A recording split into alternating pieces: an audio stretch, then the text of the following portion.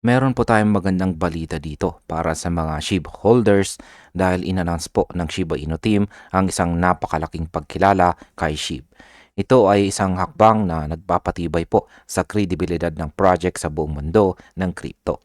Ang bagong recognition na ito ay nagsisilbing patunay na si Shiba Inu ay hindi lamang po basta meme coin kundi isang token na may tunay na lugar sa global financial ecosystem.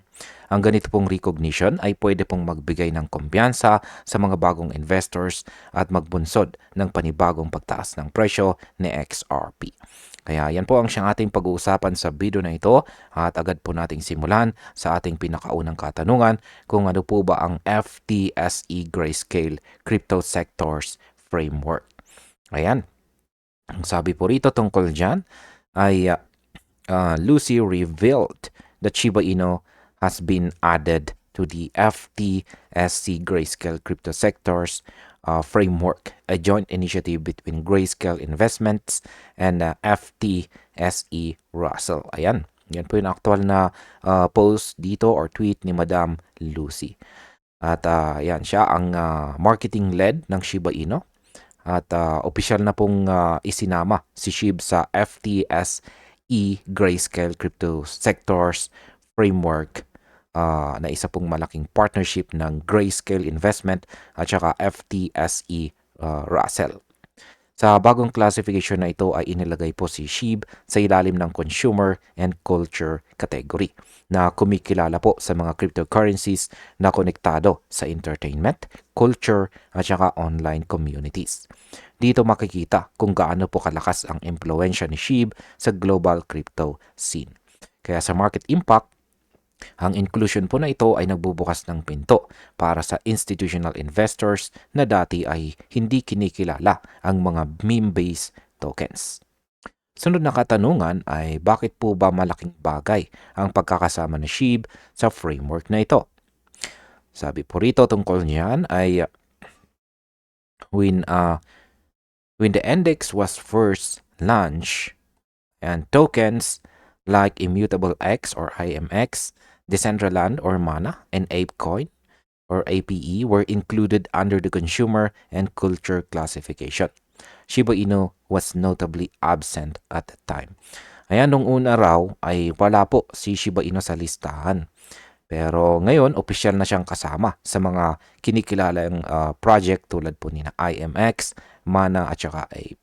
Kaya yan po yung screenshot na nagpapakita sa lista na kasama po si SHIB. Ayon po kay Madam Lucy, pinapatunayan po nito na malakas pa rin ang community ni SHIB at matatag ang pundasyon ng project. Isa itong simbolo ng long-term potential at katatagan po niya ng Shiba Inu ecosystem. Ang ganito pong pag-angat ng reputasyon ay pwede pong magpunsod ng mas malawak na adoption at posibleng institutional inflow sa token. Ngayon ay eligible na ba si SHIB para sa spot ETF? Sabi po rito ay SHIB is among the cryptocurrencies that satisfy the US Securities and Exchange Commission's or SEC's Genetic Listing Standards or GLS, allowing certain crypto exchange traded products or ETPs to be listed without individual SEC approval. Ayan. Ayon po sa ulat ng Grayscale ay pasado na si SHIB sa Generic Listing Standards ng SEC.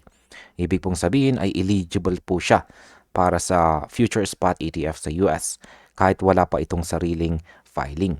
Sa kasalukuyan, kabilang po si SHIB sa iilang crypto assets na kinikilala sa consumer and culture sector, kasama po si Dogecoin.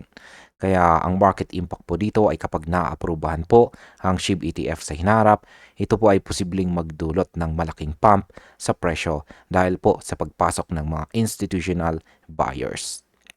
Bilang panghuli ay ang aking opinion naman tungkol dito ay kung tutuusin ang pagkakasama po ni Shiba Inu sa FTSE Grayscale framework ay isa pong game changer.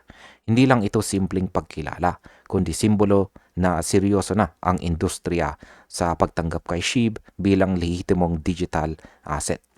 Sa posibilidad po ng future ETF at lumalaking institutional interest, malinaw na may bagong yugto si SHIB sa mundo ng crypto. Kaya bilang mga traders at investors, dapat po tayong maging handa sa posibleng pagtaas ng kanyang presyo sa mga darating na buwan. At hanggang dito na lamang po tayo sa video na ito mga ka-crypto. Maraming salamat sa panonood.